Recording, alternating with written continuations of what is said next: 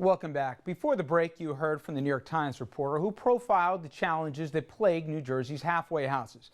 Now, many of the halfway houses he profiled are run by a company called Community Education Centers. The senior vice president for clinical services, quality assurance, and research at that company, Dr. Robert Mackey. He's kind enough to join us now, and Dr. Mackey is a licensed psychologist, clinical alcohol and drug counselor, and he's also served as a law enforcement officer. Dr. Mackey, thank you for a few minutes. I appreciate it. Thank you. Thank you for the opportunity to come on. Well, as you know, for the better part of a week now, readers of the Times have seen a portrait of a facility that's been eviscerated.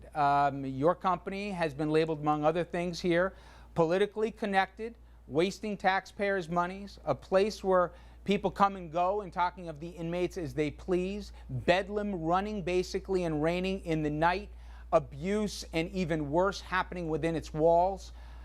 Why should people of New Jersey, after what they've read, have any confidence that, in effect, your firm is capable, let alone to be trusted in running all these inmates?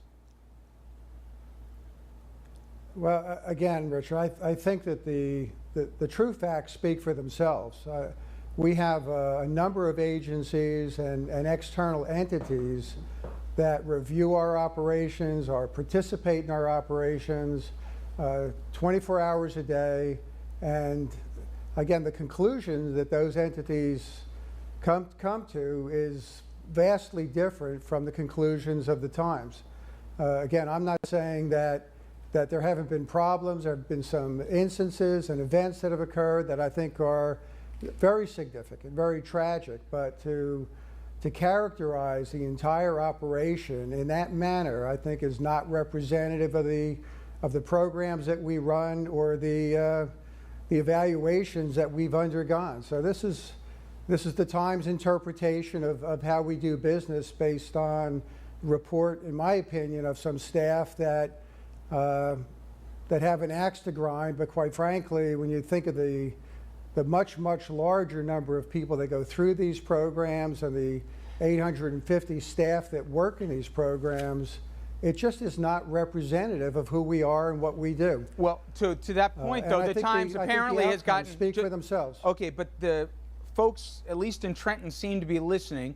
The governor, beginning of this week, has already called on stepped-up investigations and oversight. The Assembly right now is going to conduct hearings as a consequence.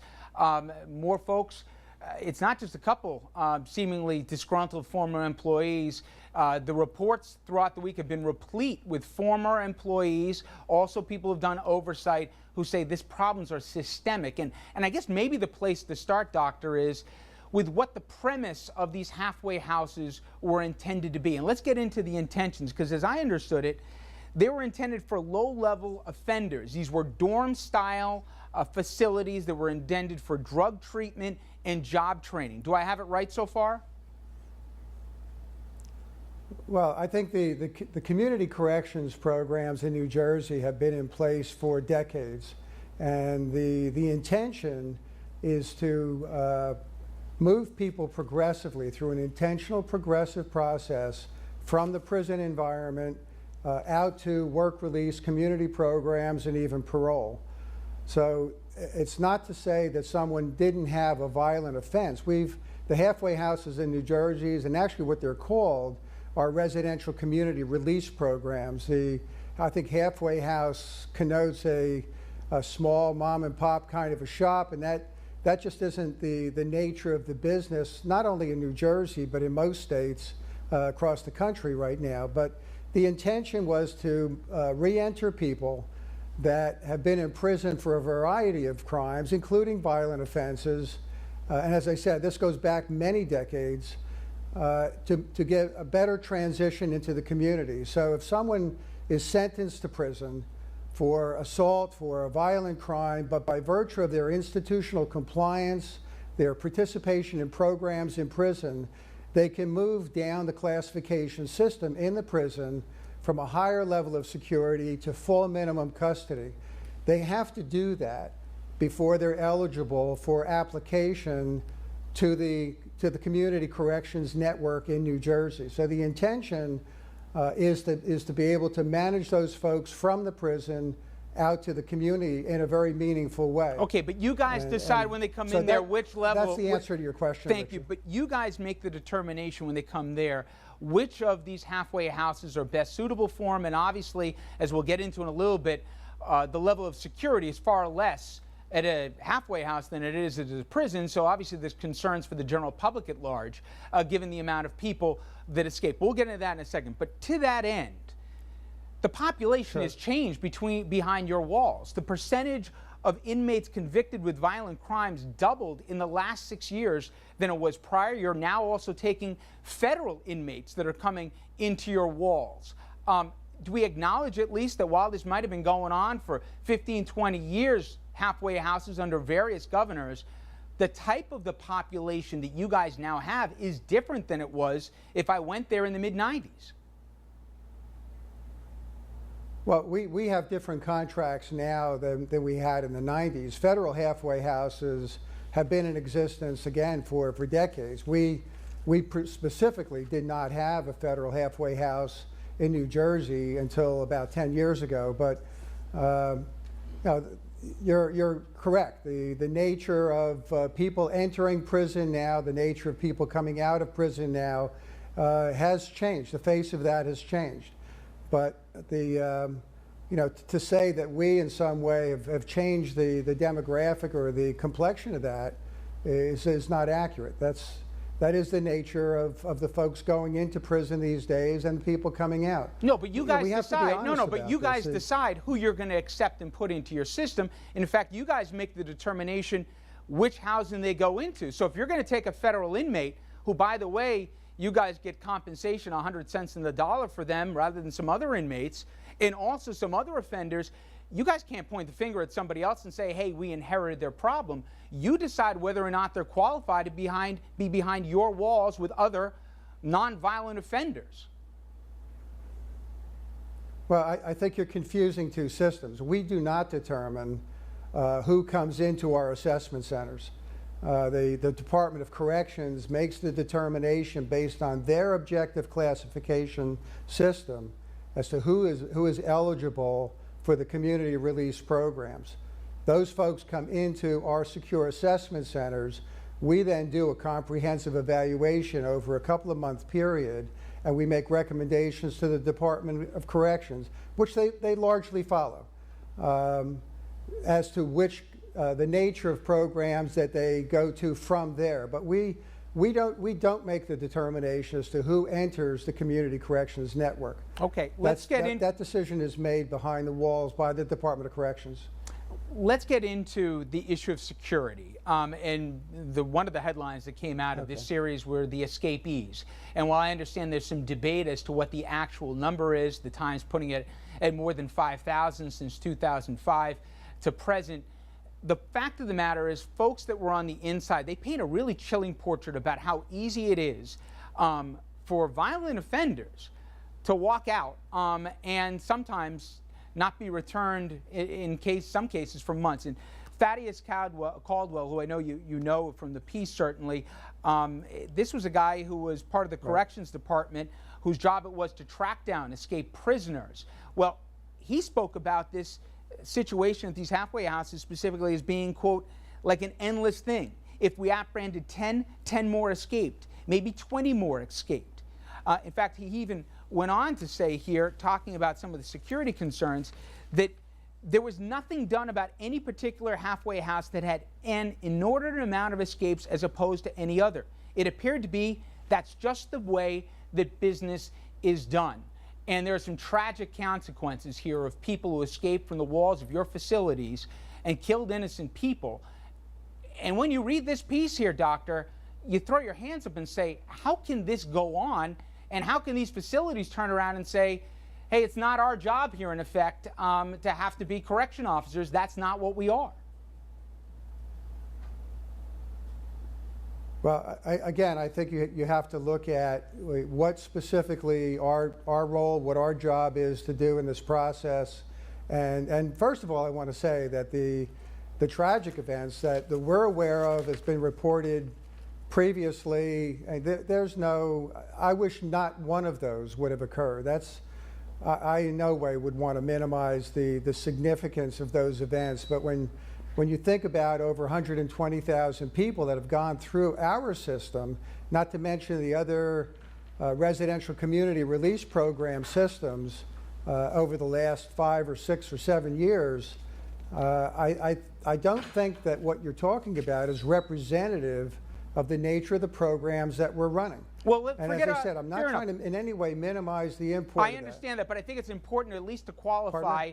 I agree with you, but I understand that it's important to at least qualify what somebody far more informed than I represents the actual status. And again, this is from Armando Fontoura, who is the sheriff of Essex County. Okay, so you would think if anybody knows the situations on the ground, it would be him. He talks about, and again, his county's home to about 12% of the halfway house inmates.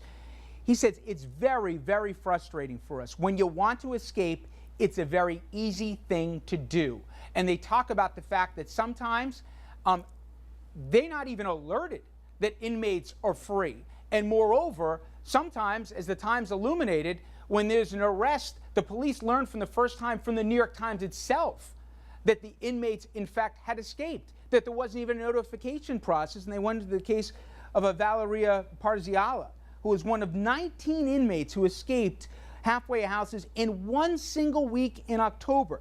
9 days after she got off, she cut off a guy's ear in a hole or part and slashed his face. Now, cops charged her with aggravated assault, but they had no idea that she had escaped, and they never even charged her with any of those charges because you guys never notified them. How can this stuff go on? Well, again, you're saying you guys, and again, this is the thing I think that we need to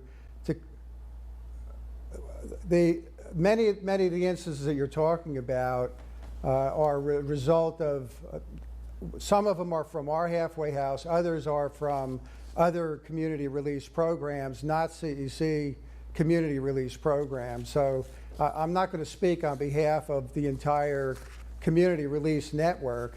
I can say that those individuals that are under our care, that we have a relatively low, what's classified as an escape or an abscond rate.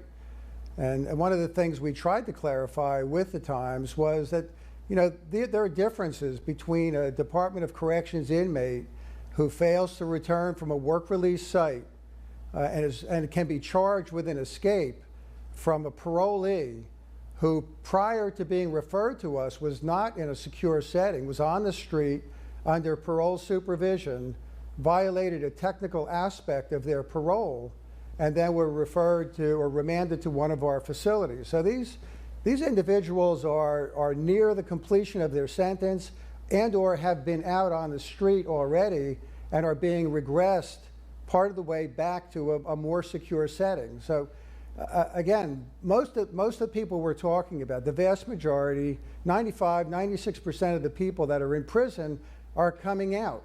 You know, we're talking about a process here that has been hugely successful for a vast number, tens of thousands of people, whereby a few very significant events have taken place. And I'll keep reiterating it. I'm no way minimizing I'm sorry, the but it sounds like those I know events. you're familiar to the Tully family that we spoke about before. What would you say to her family when you say, hey, let's not isolate on a few cases? This woman was murdered in cold blood by one of your escapees. And again, to hear that this is described as a largely successful program, a couple of years ago, she came out, her family did, after her death and said, we want to hear about the systemic changes. You talk to the Tully family like we've heard. They are wholly unsatisfied that anything has changed, partly because there's a belief that you guys think that things are going pretty well. Well, again, I think when it's on a personal level like that, I feel horrible for that family. I think that's no family should have to experience that. So again, we're having two conversations here. One is the human factor, which is an incredibly significant aspect of this story, and there are also policy, systemic issues that I think have to be clarified and differentiated from that. Fact of the matter is that that particular individual left from a hospital setting. We do not have the authority to, and would be significant to that family. Wouldn't be significant to me if it was my family. I would be angry, I'd be upset, I would be hurt, I would. But if you could, Doctor, Yes, let's talk about, we heard throughout the piece here from a lot of the officers or the guards that are in place. And what surprised me, at least, to learn was they are instructed not to use any force in stopping an inmate who is attempting to escape. They're not also instructed to follow said inmate if the person's going over the fence, through the wall, whatever the case may be. They're strictly supposed to alert the authorities, and they're not supposed to use any force. Is it fair to say that if somebody wants to leave, they can leave, and we're going to hope that authorities will pick them up before they do something? Again, I think it's much more difficult to get out of the secure assessment centers where you have mag-locked doors and things of that nature. The quick answer to your question is that's accurate. No, the quick answer is that's accurate. But I think you have to understand the systemic process here. Again, these are people that have earned the status of being eligible for community release programs. So yes, in fact, when somebody under the charge of the Department of Corrections, an inmate, and again, in the other case you were talking about, that was a parolee. But if an inmate were to leave the halfway house, walk out through the gated entrance, get out into the community, we do not have the authority to stop or restrain or to handcuff that individual to prevent them from leaving. We do, and I think we've been very successful at talking many of those people into complying with the requirements of either their custody requirements or their parole restriction requirements. You know, when I was at Talbot Hall with Mr. Dolnick, I pointed to the fence and I said, if somebody were trying to climb that fence right now, we would not have the authority to prevent them from climbing the fence. The fact of the matter is, in the last 14 years, nobody's attempted to climb that fence. Now, at the halfway house or the work release component of this, when people leave the facility, authorized releases from the facility, vast majority of the people that are categorized as escapes or even absconds in the case of a parolee are those individuals that don't come back from either schooling or work release centers. So the issue of whether or not we can restrain them or not is kind of a moot point, because they're not even in our direct visual observation at that point. Well, those let's talk about the individuals conditions that would walk away. I think you said earlier that one escapee is too many, and while we may debate how many thousand have escaped in the last 6 years, I guess we'll come back to that point. But I want you to help reconcile the description of conditions behind the walls of these facilities that we read about versus your perspective on this. And again, I'll read in part here from how the Times reported, and they have a lot of eyewitness accounts from both the guard perspective and inmate perspective and employee perspective, who certainly corroborate what I'm about to say. Inmates are housed, they write, in barrack-style rooms, not cells. At night, 1 or 2 low-wage workers typically oversee each unit of 170 inmates. Outnumbered and fearful, these workers sometimes refuse to patrol the corridors.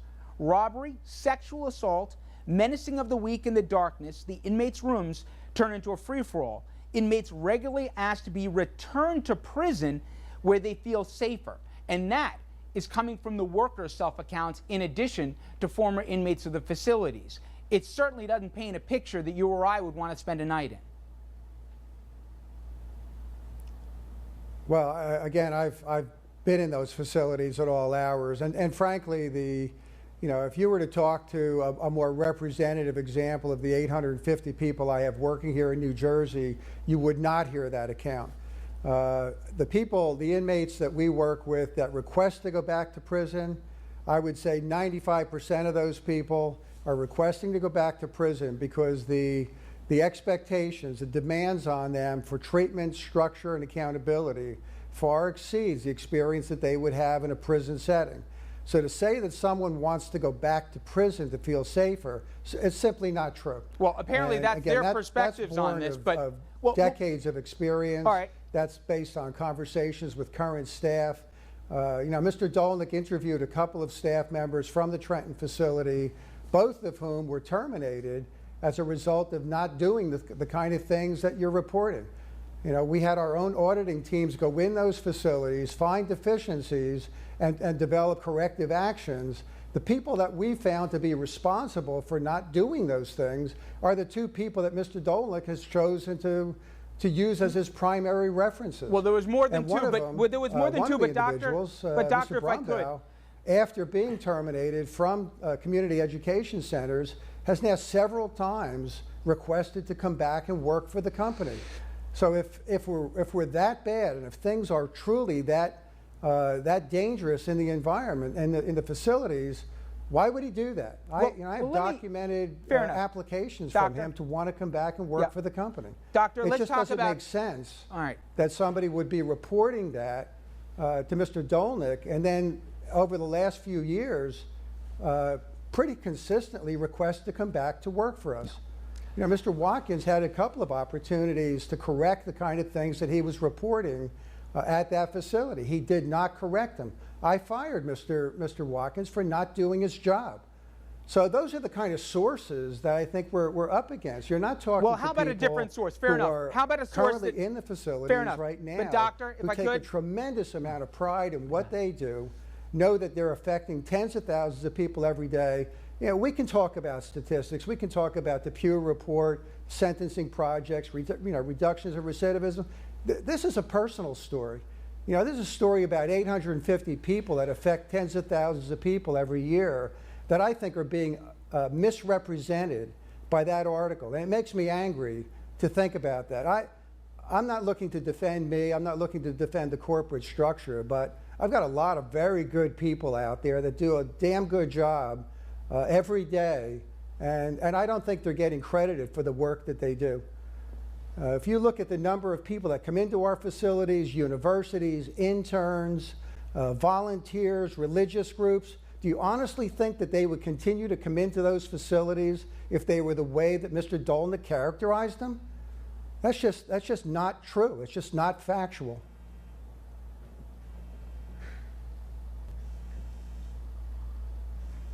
Are you still there, Richard?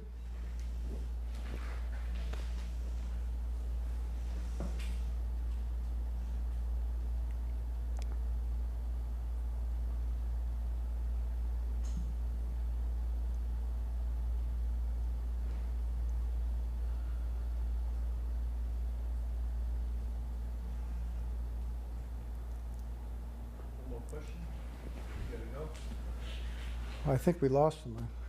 They just called back in. They just called back in.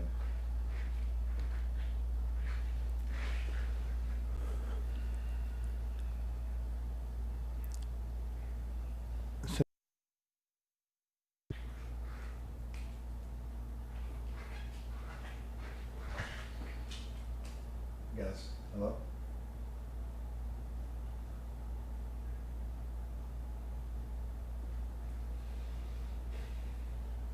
He's over you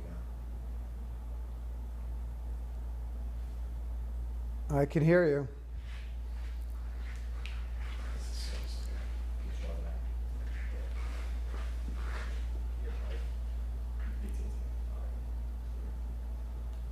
Okay. Okay.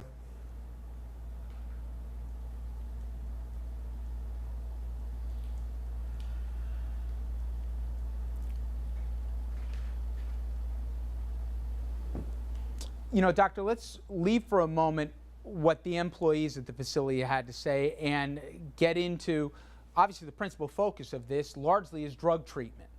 I assume what happened when there was a random drug test for the Bo Robinson treatment facility a few years back. They found that 73% of the inmates failed a drug test. And it confirmed a lot of suspicions from the authorities in the immediate area, which was it was extremely easy getting drugs in the facility. The piece described people literally throwing balls full of heroin over the prison walls. And the drug test seemed to bear out here that instead of treating people and getting them off of addictions, in fact, this place was the easiest place, easier than prison, to get their hands on contraband. Well, certainly I'm familiar with it. I think that what you have to understand about the Trenton facility is that, that's a 900-bed facility. The particular population that you're talking about is the Mercer County jail population, which houses about 100 of those people. So the number that you cite was the number that was reported by Mercer County. It was about 70 people out of that facility that they determined to test positive. Our drug testing was discrepant from that, other than the fact that most of those people had come into the facility and had been there a relatively short period of time. So they were testing positive for THC, which I'm sure, as you know, Richard, can stay in your system for up to 28 days. Most of them tested positive at intake. They tested positive again when Mercer County came in. Most of those folks were returned to Mercer County as a result of that drug testing. And within about 4 or 5 days, they were returned back to Bo Robinson because the belief was on the part of the county correction system was that they were in fact receiving adequate treatment and adequate security. Now at the time, the drug testing methodology that we were using there, which is very similar to what the county uses, was a traditional urine testing, drug testing process. After that, one of the things that we instituted in concert with urine testing was a system called PassPoint, where an individual is baselined through urine testing and then subsequently evaluated against an iris scan facility. It's a methodology that Essex County Probation has used for decades. So what we did was we upgraded our drug testing methodology at the Trenton facility, and we continue to, again, increase the nature of the searches. The folks that lived in the immediate Mercer County area were certainly very creative about how they were getting drugs into the facility. We're throwing tennis balls over the fence. We were intercepting, the vast majority, 95% of them, but I won't sit here and tell you that some drugs weren't getting into the facility. Over time, and certainly in recent years, that number of the incidents of that has dropped to nearly zero. Does it ever happen that drugs get into a correctional facility? Yes, it does. But once again, to make the overall generalization that is a characterization of that facility is simply inaccurate. Well, last year, Doctor, last year in 2011, Essex did another random drug test, and they found 37% of the inmates failed. And you have people within the piece replete, former counselors, former people who work there say there was rampant fraud that was going on by the workers at the facility here, either former inmates who were tipping off inmates or vice versa, people that weren't doing the test, that were photocopying others' results, that makes basically what happens behind the walls, untrustworthy at best. Well, again, you're talking about two different activities there. One is the drug testing process. And I'll tell you that without any notice, without any warning or notification to us, Mercer County came into that facility, I want to say about 10 days ago, tested every one of the county inmates at that facility a week ago Friday. And frankly, two people tested positive. Both of them had tested positive at intake. So again, whoever Mr. Dolnick is talking to, is this a disgruntled employee? Are these people that have an axe to grind? I don't know, but the facts don't bear out the reports that he's receiving. Well, let me ask you real quickly. Well, let me ask you real quickly, if I could, because I know you don't have a ton of time here. I want to ask you about a couple people in specific and what you would say to the family of Derek Harris. Derek Harris, it seems to be for many a case that people hold on to. This was a guy who turned out hadn't paid parking tickets and also hadn't registered his car. He was put into one of your facilities, and again, for low-level criminals here, people without violent backgrounds. And what happened was he was murdered by 3 inmates in one of your facilities for $3. It turned out from all the eyewitness accounts that after screaming and pleading for help, it took 10 minutes by eyewitness accounts for a guard to finally come. It took another 15 minutes to then locate a nurse here. And one of the offenders who's actually involved in it was actually returned to the same facility not long thereafter. If the whole idea is that you guys will do assessments to see from the halfway house who belongs in the facilities and different grades of them as it relates to threats, how is it that guys with major rap sheets are being placed with people with obviously not a lot of supervision and creating a real security risk? And this doesn't even speak to the fact that 40% of the inmates there are now federal inmates that you guys are accepting. It serves to, I would tell you just from a general public standpoint, Doctor, it seems that you guys are putting the buck before the life, and it just doesn't smell right. Well, again, you're asking me 2 different questions. One is, what would be my response to the family? I'm sorry for the family. I think that's when you take it to a human, a personal level. There's no accounting for the tragedy and loss for something like that. I would not want that to happen to me or my family, and my apologies to the family and whatever else. But as a company, procedurally, and again, I'm making a demarcation here. Now I'm going to talk to you systemically or from a policy point of view, independent of a family response. That case was investigated. It was investigated by the county. It was investigated by the Newark police. The procedures and the practices that we had in place were sanctioned. And again, this is not a community release program. And this is the point that I think Mr. Dolnick and the Times continually confused and got wrong.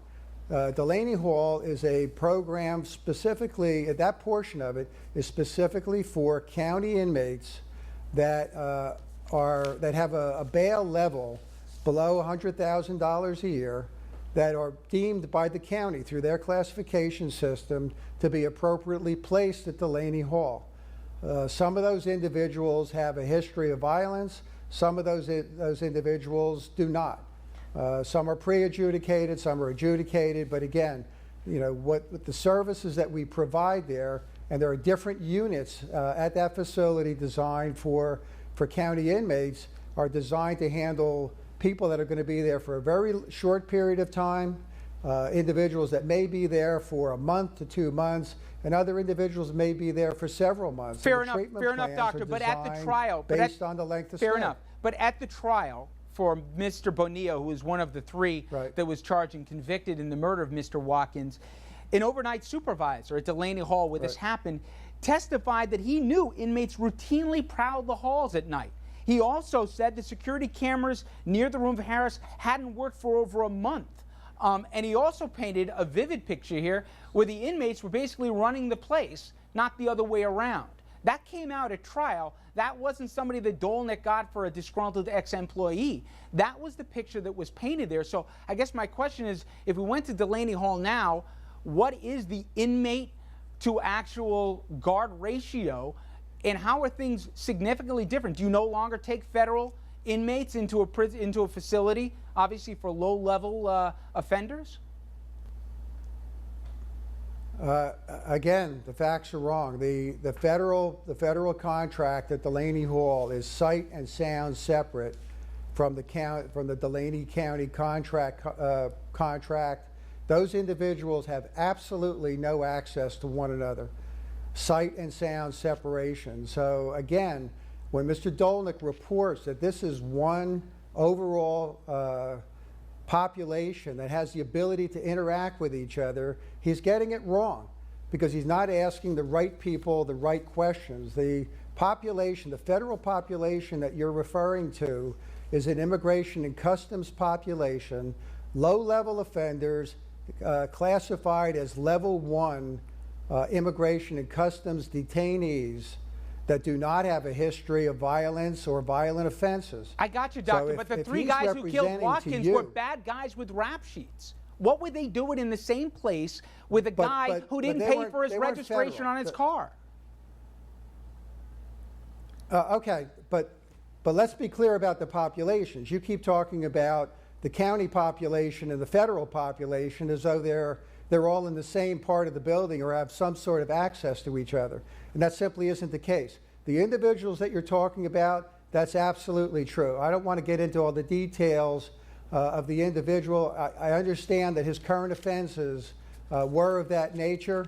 I can't get into the details of it, but current charges are not always representative of the nature of the folks that are in those facilities. Okay, fair But enough. again, And I want to if ask I'm you. talking to the family, Yes. very different. Okay, now one last family question, and that is the case of Vanessa Falcone, who was brave enough to put her name to a story. And nobody really disputes the facts in this particular case. A woman who had falsified prescriptions, scripts, she ends up going to one of your facilities. While there, she was raped, Correct. reportedly, for over a 2-week period by the janitor under the employee at your facilities. When a senior guard finally questioned on her, she told her what happened. She was transferred, and the guard was dismissed. Yet, when asked about it, there was no inquiry by the state prosecutors. And the question is, why? Why, if an inmate escapes, or why, if something like this happens, where is the due diligence or the responsibility on the part of the facility to notify all the law enforcement agencies? And even if you did the right thing, what does that say about the state here not fully prosecuting something that we all would agree is horrific? Again, Richard, I think the facts as they're presented by Mr. Dolnick are inaccurate. Ms. Falcone didn't report that to a senior staff member. It was actually reported by other residents to staff. Ms. Falcone was confronted about the behavior. The staff member, who was a maintenance person, not a guard, was fired. The case was referred, because Ms. Falcone was on parole, case was referred to parole. The determination was made at that point in her best interest to transfer her out of the facility to another parole facility, and the case was then transferred or referred to the Trenton Police for investigation. So to say that it was not investigated, that it was not responded to, again, is not factual. And this is where Mr. Dolnick has gotten these cases wrong time and time again. The most important point here, I guess, that I would want to make is that these cases are not representative of the quality of care and the nature of services going on in those facilities. It just simply isn't true. Do bad things happen from time to time? Are there fights from time to time? Do drugs get into the facility from time to time? Again, not representative, but yes. I'm not going to sit here and say that these are perfect systems and perfect facilities, and I feel horrible about the impact of those cases on the families. But Mr. Dolnick and the Times have the facts of this article so far wrong, it's unbelievable. And it truly is hurtful and discouraging to the 850 people that I have working in this state. It does, again, I said it earlier, I'll say it again, it makes me angry that they say there is a good story here. I think there's a story here that is worth telling, and they just didn't get it. Well, my final question. Richard, I appreciate comes down the to opportunity my final question, though, Doctor, is this: a lot of when the dots get connected, and you believe unfairly by Dolnick, but other people who go on record here, former employees of all different functions that worked at these facilities, the common thread that they all say is, listen, what happens at these places wouldn't be permitted somewhere else. And they point to a potential conflict of interest. It's no secret that William Palatucci, who's a senior VP at your firm here, has a long relationship with the governor. In fact, they were partners, they were attorneys in the same law firm. In fact, Governor Christie was a lobbyist for your firm. Beyond even the personal relationships and the friendships and where it goes, under the governor, and I know previous governors certainly awarded contracts to you guys, but under the governor, this current governor, You guys got $71 million in state and county funding. And a lot of people right now, including the state legislature, are wondering that if it was someone with a different relationship who hadn't also gotten political contributions to the degree that he has, would there be more scrutiny of your facilities? How do you deal with the fact that the governor and a senior VP of your firm have such a long-standing relationship, and seemingly your place has gotten so many passes over the years?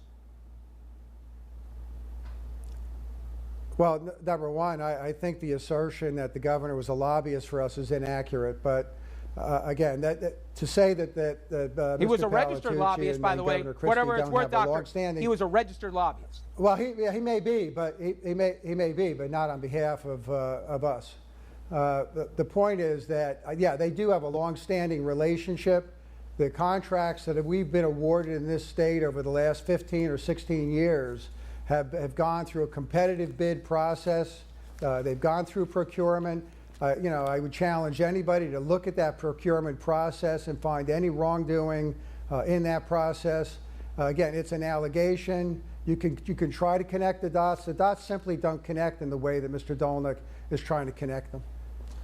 So right now, obviously, this is going to get a lot of scrutiny here. More oversight, Richard. Well, it's coming, and you know what the state controller has said. He's found problems with you guys in the past, and now he says more scrutiny is coming down the pike.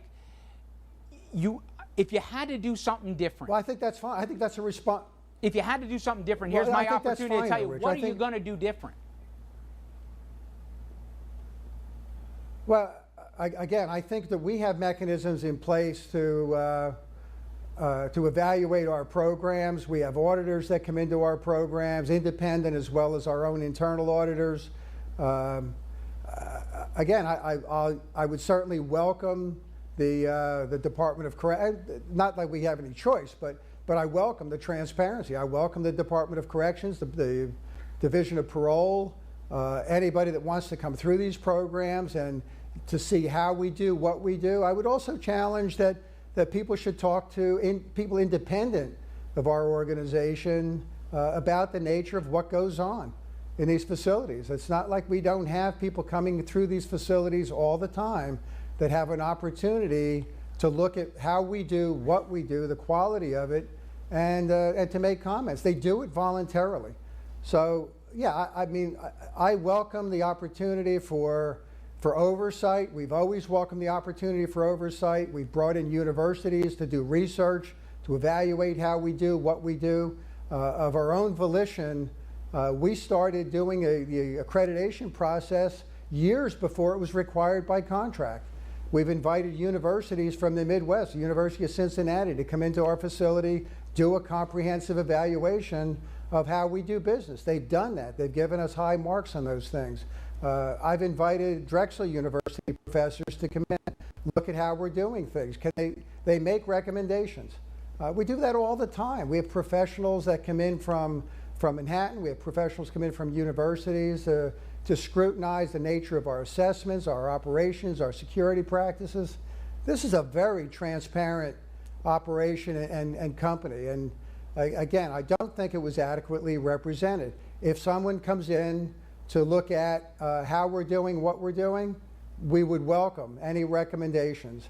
As a company, we're going to independently bring in someone that has nothing to do with our company, and again, look at our security and operations and give us recommendations. So we will do that, and that is something different.